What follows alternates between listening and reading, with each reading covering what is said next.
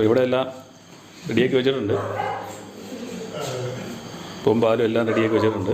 ഇതാണ് നമ്മൾ പറഞ്ഞ ബേക്കറിയിൽ നിന്ന് മേടിക്കുന്നത്. അപ്പം കേട്ടോ, ഇഷ്ടമൊക്കെ ഉടൻ വരെയായി. ഇഷ്ടമൊക്കെ ഉടൻ വരെയായത് ഇല്ലേ? നായില്ലേ? ഈസ്റ്റർ നായില്ലേ? ഈസ്റ്ററൊക്കെ ഉടൻ വരെയായത്.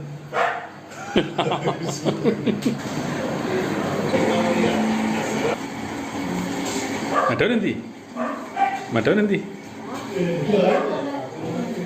ആ ഇപ്പോൾ എണ്ണം കൂടിയോ?